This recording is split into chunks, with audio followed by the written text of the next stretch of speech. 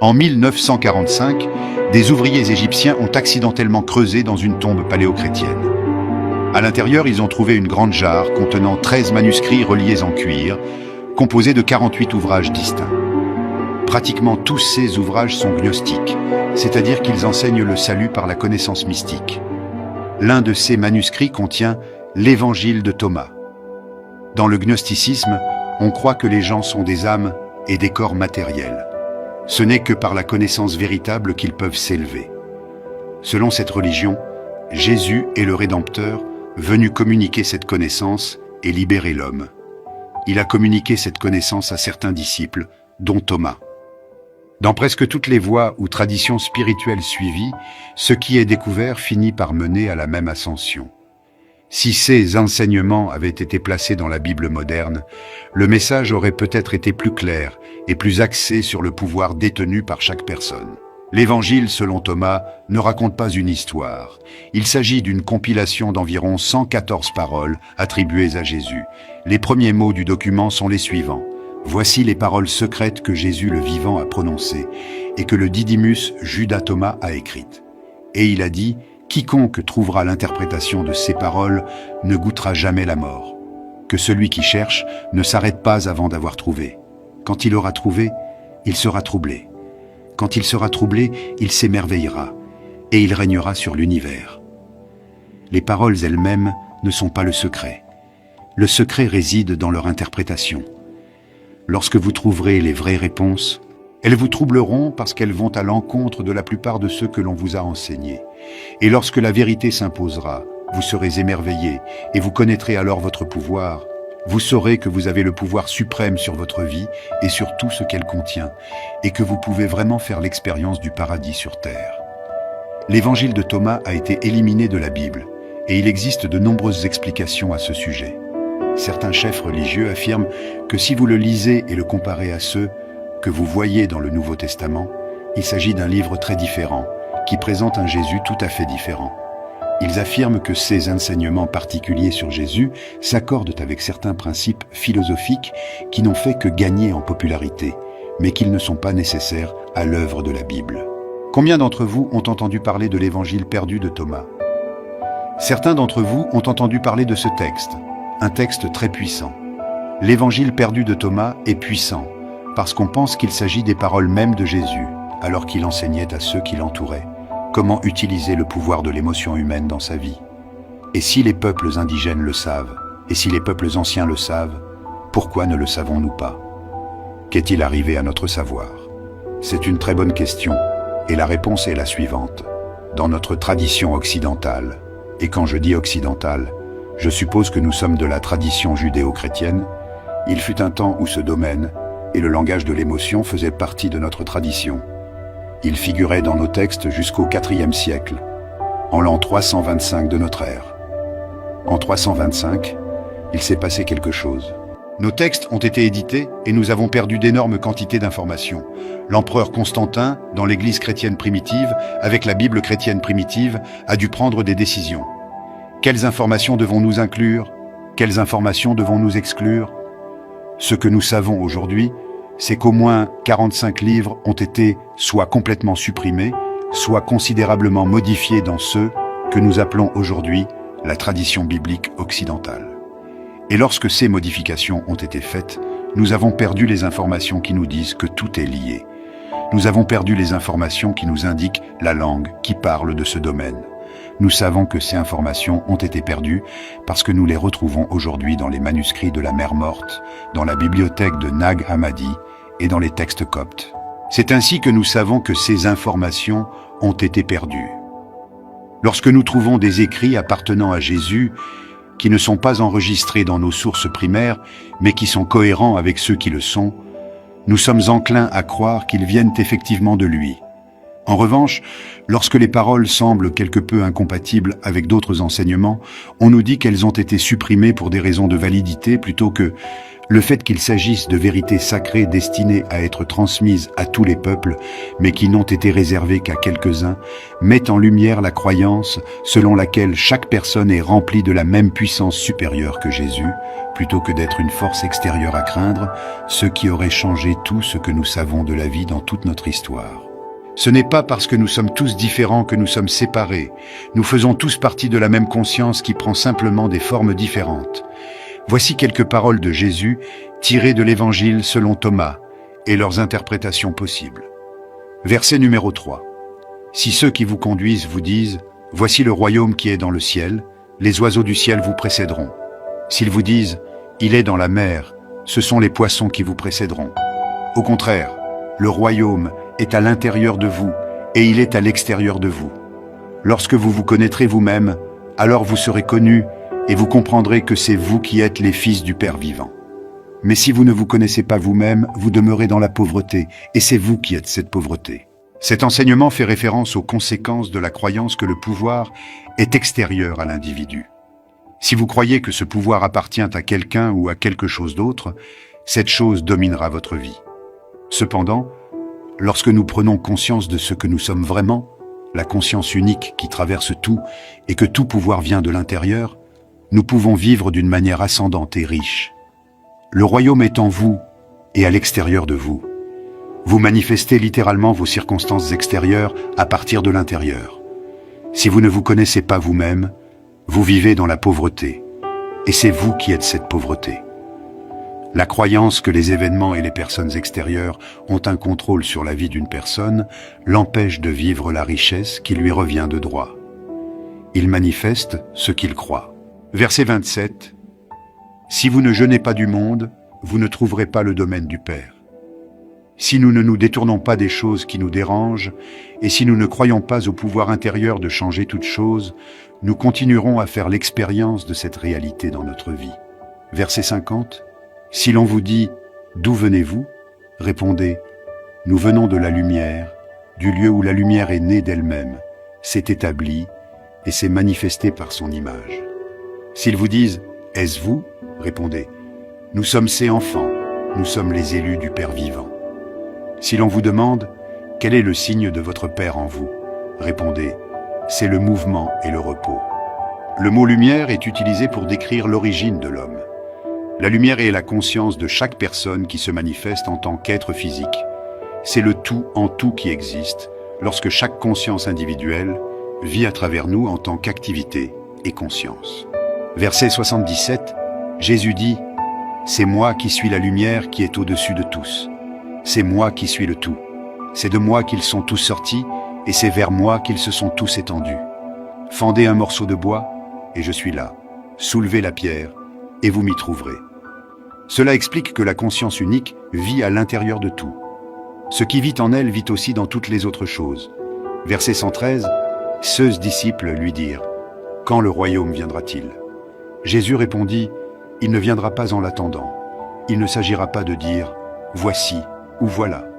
Jésus répondit, « Ce n'est pas en l'attendant qu'il viendra, ce n'est pas en disant, « Le voici » ou « Le voilà ».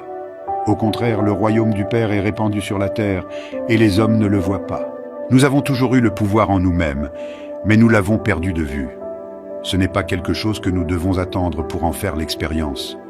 Cette conscience fait déjà partie de toute chose, y compris de chaque personne.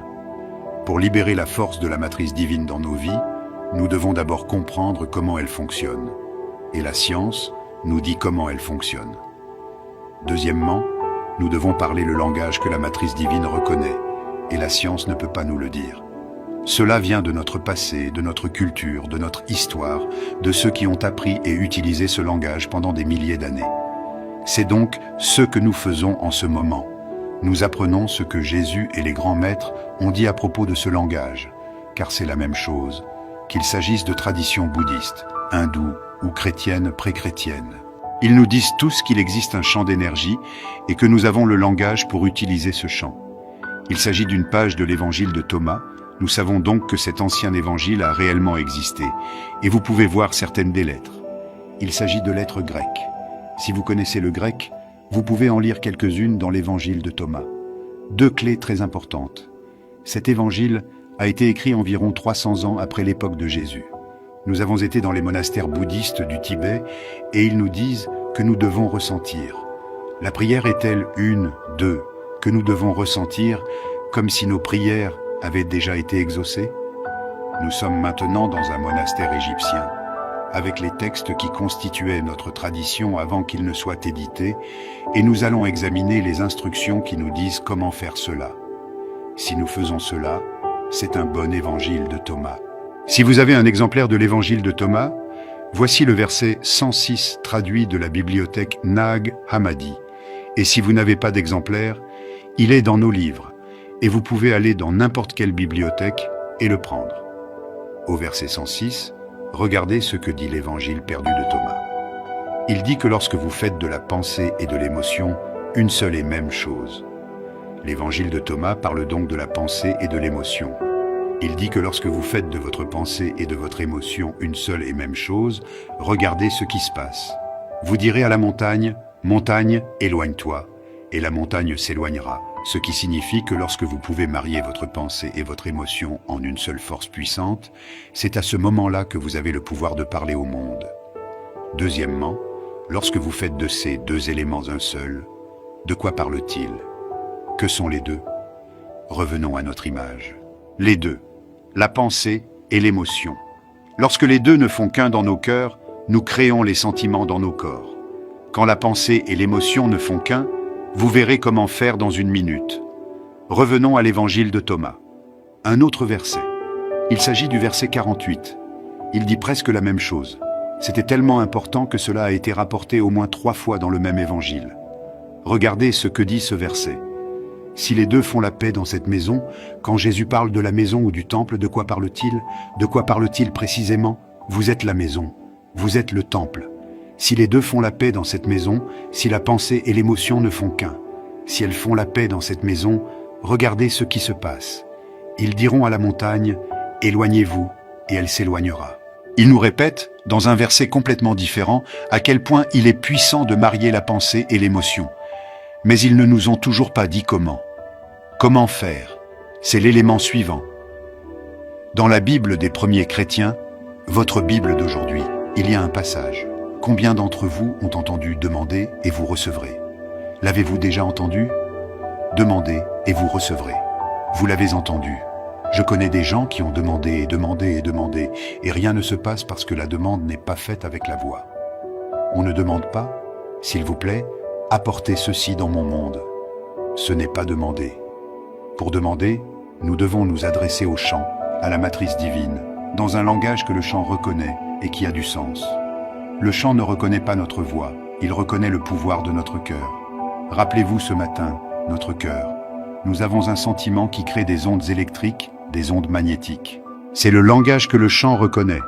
Ainsi, lorsque vous créez dans votre cœur le sentiment que votre prière est déjà exaucée, cela crée les ondes électriques et magnétiques qui vous apportent cette réponse. Dans la Bible que vous avez aujourd'hui, la version King James, Genesis, heure 23-24, vous avez la version condensée. Vous avez la version éditée. La version éditée ressemble à ceci. Voici la version éditée. Tout ce que vous demanderez au Père en mon nom, il vous le donnera. Jusqu'à présent, vous n'avez rien demandé en mon nom. Ok, demandez et vous recevrez, afin que votre joie soit complète. D'accord, c'est la version éditée.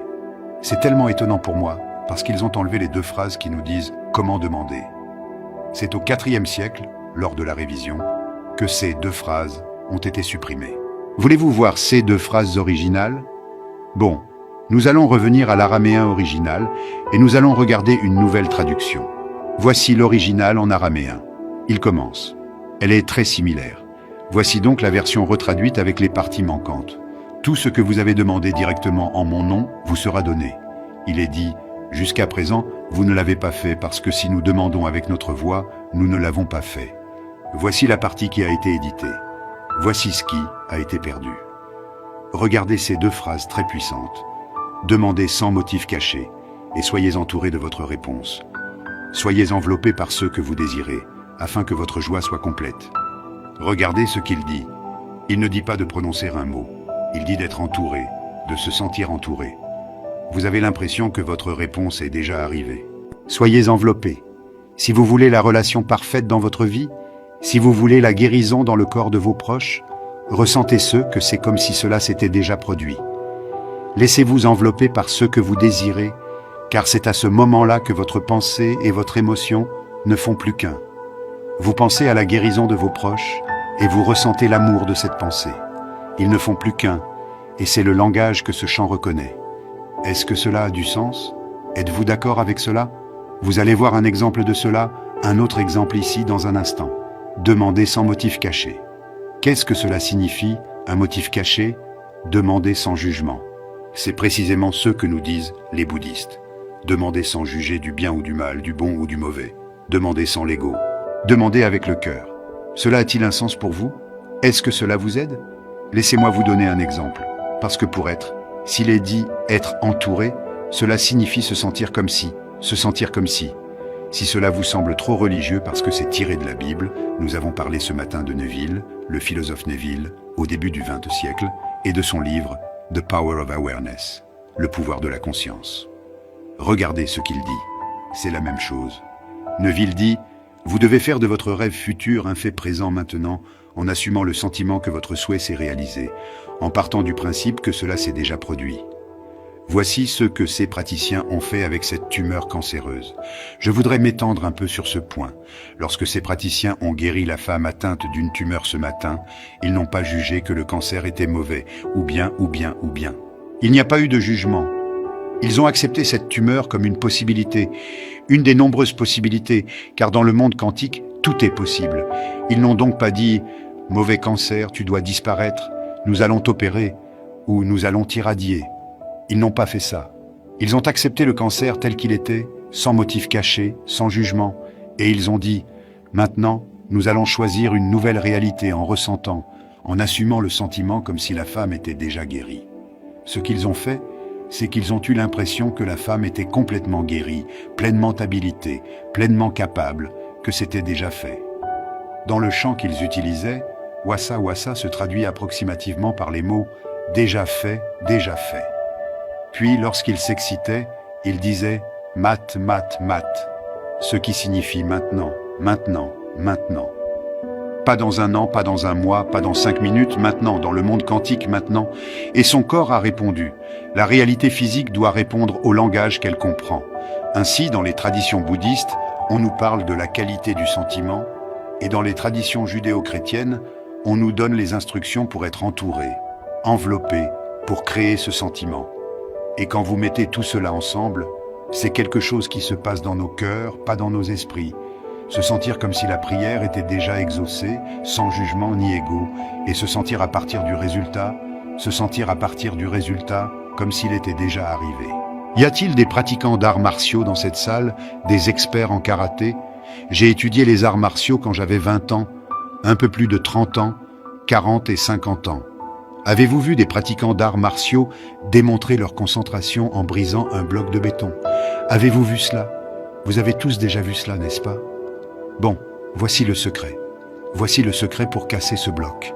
Lorsque l'artiste martial se concentre sur le bloc, la dernière chose à laquelle il pense est que sa main va frapper le bloc.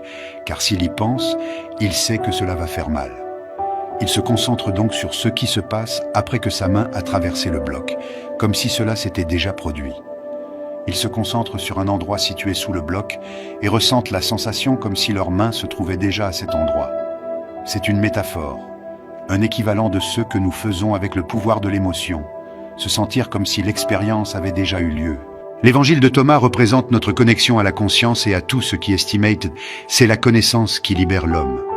Si une personne ne fait pas l'expérience de cette conscience supérieure, elle se croit séparée, seule, et simplement victime des circonstances. Pour se libérer de toute réalité manifestée qui ne sert pas les désirs d'une personne, la fausse image du moi doit être remplacée par la véritable connaissance de qui et de ce que nous sommes tous et du pouvoir que nous possédons tous. Vous.